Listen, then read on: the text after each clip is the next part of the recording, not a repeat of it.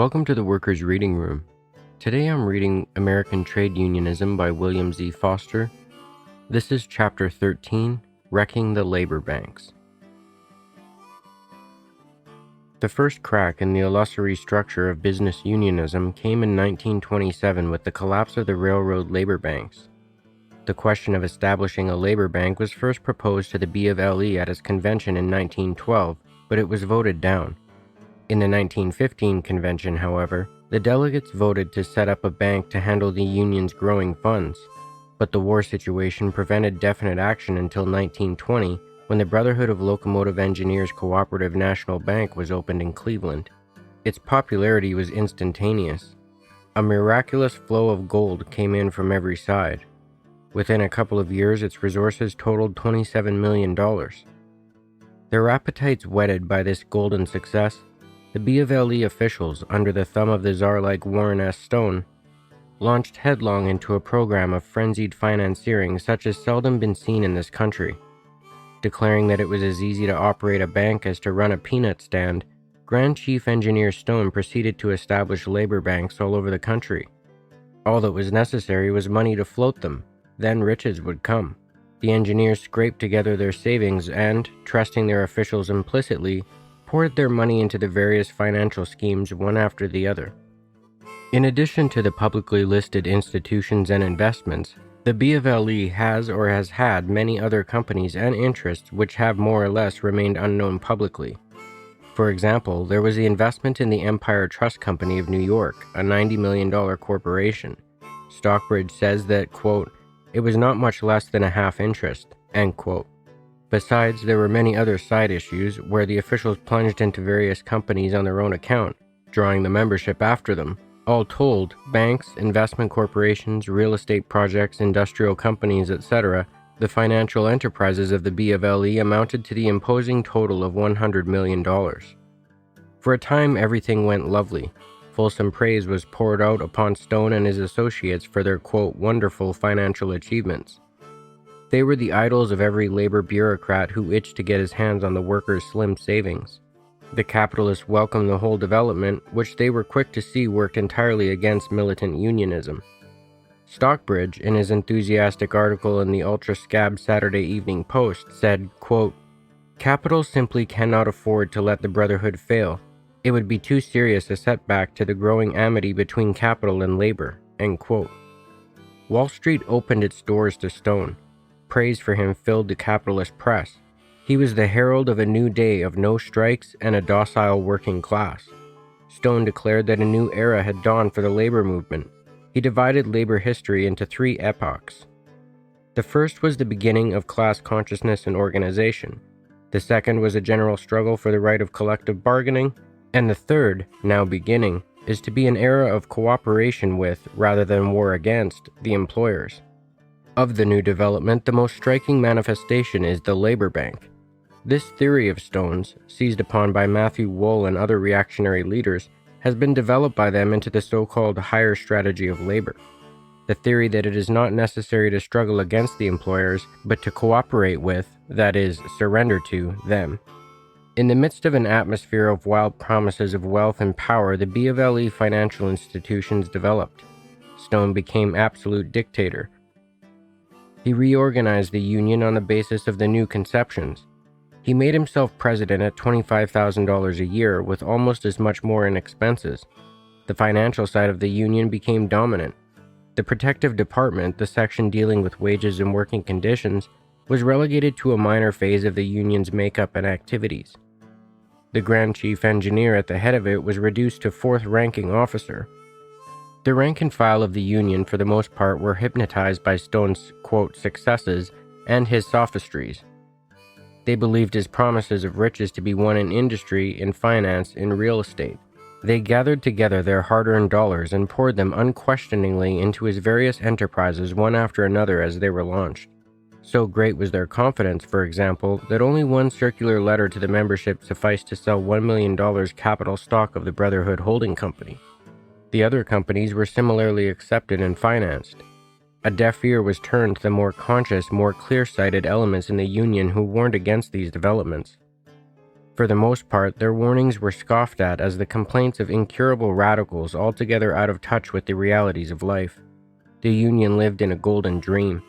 The greatest financial disaster of the B of LE was its vast land speculation at Venice, Florida, on the Gulf Coast below Tampa. In May 1925, a month before he died, Stone informed the Union leaders that the Union faced a deficit estimated at $6 million in its failing business enterprises. To recoup, the Union leaders recklessly decided to plunge into the wild orgy of speculation in Florida, which was then at its height. The plan was a gamble, and a quick getaway with a few millions of easy Florida money developed into the proposition of building Venice into a great new winter resort. Eventually, 50,000 acres of land were purchased. For the promotion of this scheme, the B of LE Realty Company, capitalized at $1 million, was organized. Then a flood of money was poured into it from insurance and pension funds, from the banks and investment companies, and from the sale of stock to the membership. All the tricks of the sky blue real estate sharks were used to inveigle the workers into this financial morass. Visions of waving palm trees, tropical breezes, golden strands, marvelous climate, incomparable fishing, hunting, and other features of a heaven on earth were spread before their eyes. Come to Venice, the resort supreme on Florida's west coast. There 10 acres and independence await you, screamed the gaudy, multicolored circulars with which the Union members were deluged.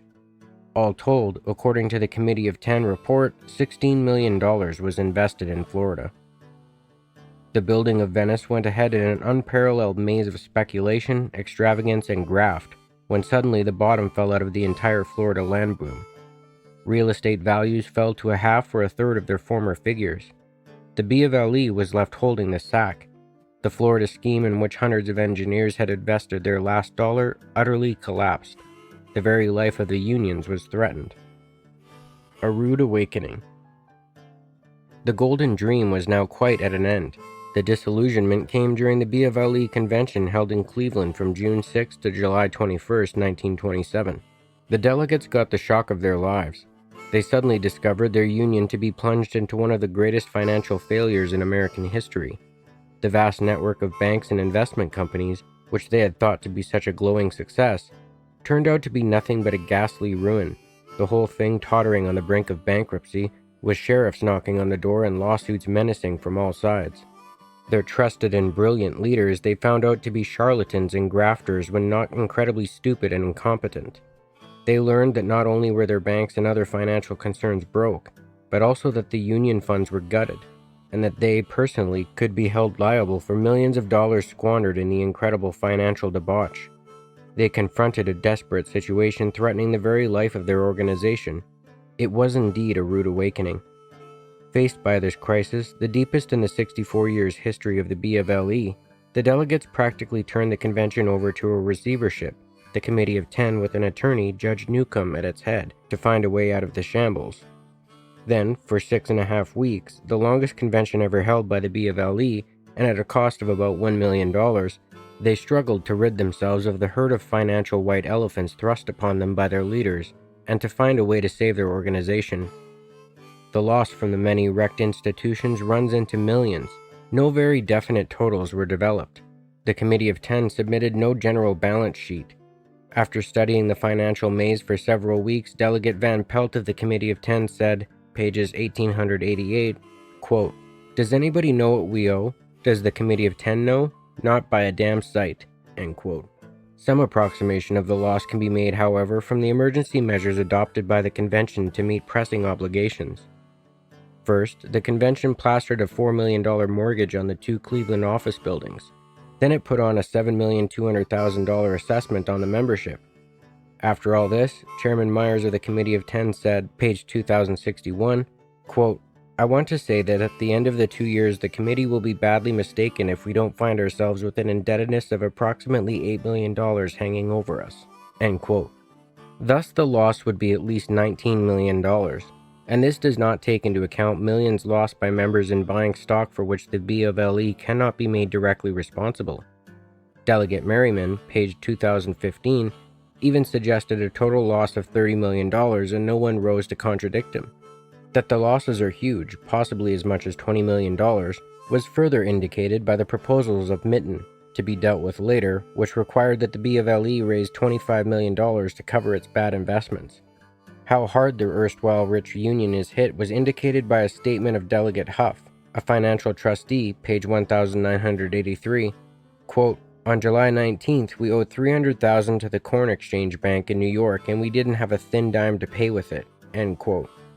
Business institutions wrecked, union finances gutted, officials discredited, themselves tricked and robbed, the union itself menaced. It was not a beautiful picture for the delegates.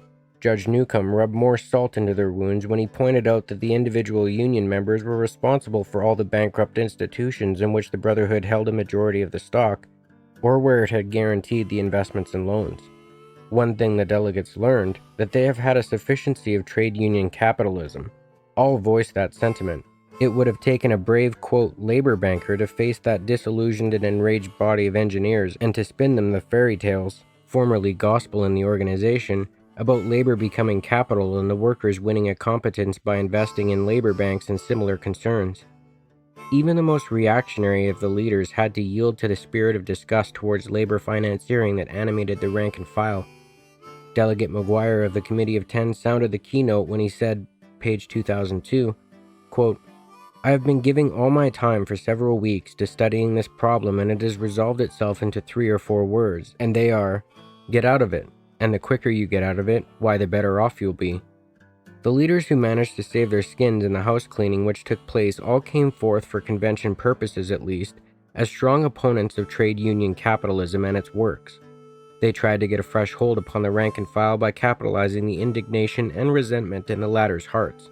Thus, Assistant Grand Chief Engineer Edrington, himself all involved in the financial disasters, put into voice the determination of the body of delegates when he said, page 2132, quote, "I hope to see the day come when we can forget about investment companies, holding companies, realty companies, and get back to the old brotherhood as a labor organization," end quote.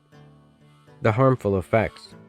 Labor banks and similar institutions divert the attention of unions away from their proper functions as organs of direct struggle against the employers, and turn their activities into enervating and corrupting capitalist business channels.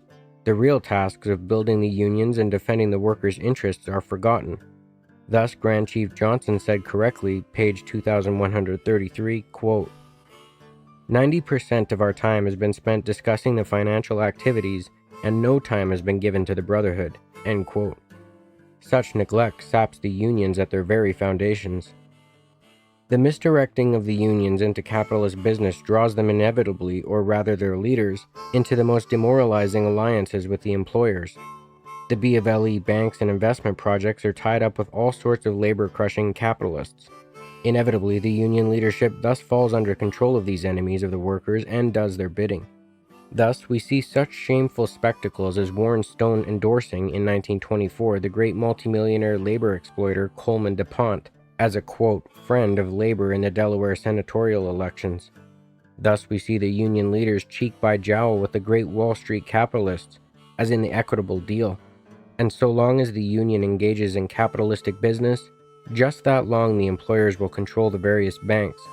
Significant was it that at the B of LE convention the choice presented was whether to turn the banks, etc., and with them a large share of the union control, over to the Mitten capitalists or to the Newcomb capitalists. Trade union capitalism inevitably cultivates among the workers demoralizing illusions that the workers, by thrift and investment of their funds in capitalistic stock, can actually buy control of the industries. This is a rank fallacy. The great masses of workers, with the exception of some categories of favored skilled workers who can lay aside a few dollars of savings in this period of, quote, prosperity, live at the poverty line. The average weekly wage of adult male workers is only $29. What can the workers save on such wages? What little money the workers are able to set aside is largely the equivalent of the unemployment, old age, and sick benefits the European workers receive from their governments. American workers are very much unprotected by social insurance. They are compelled as individuals to make provisions for old age, sickness, and unemployment. The theory that workers can become capitalists is a delusion and a snare for the workers. It prevents the workers from building militant labor organizations, industrial and political. Not only the locomotive engineers, but all of organized labor should learn from the bitter experiences of the B of LE trade union capitalism. its institutions, and its false theories which are widespread in the labor movement. And they tend in the same general direction as in the B of LE towards the spreading of class collaboration illusions, the further corruption of the leaders through speculating, graft, destructive alliances with the capitalists, and to the general weakening of the labor movement. Although not so dramatically evident as in the case of the B of LE, similar disintegrating tendencies are at work in the labor banks, investment corporations, and trade union life insurance companies of other unions. See, for example, the collapse through frozen assets of the Philadelphia and Pittsburgh labor banks. The situation is so serious that even the ultra-reactionary AFL Executive Council has had to issue a sharp note of warning against it. In the report of the 1927 convention of the AFL in Los Angeles, the Executive Council said, quote, "Experience in this field has now sufficiently accumulated to make a solemn warning imperative. Great care and sound judgment should be exercised before labor unions and members of labor unions put their money into labor bank promotions or into investment companies. Since the recent development in the B of LE financial activities, more and more attention is being directed to the manner in which labor banks are financed and conducted. In our judgment, the time has come to stop expansion in the field of labor banking until experience with those labor banks already organized shall have been critically studied and evaluated." End quote. This cautious statement admits the deep crisis in the trade union capitalism movement, but it does not indicate the remedy. The way out is not for the unions to try the hopeless task of seeing to it that their banks and investment companies are honestly and efficiently run. The evil goes much deeper. The whole system is wrong, in theory and practice. The theory of labor becoming capital is false, and the practice of the unions to build labor banks and investment companies is wrong. The unions must cut loose from the labor banks and their destructive influence and be redeveloped as fighting organizations, not the gathering together of the workers' dimes by the trade union capitalist institutions and the cultivation of illusions that the workers can buy their own way out of wage slavery, but the building up of the workers' organizations by organizing the unorganized, by amalgamation, by democratization, by adopting a militant policy of struggle, by launching a labor party. That is what the labor movement needs. The B of LE financial debacle dealt a heavy blow at trade union capitalism.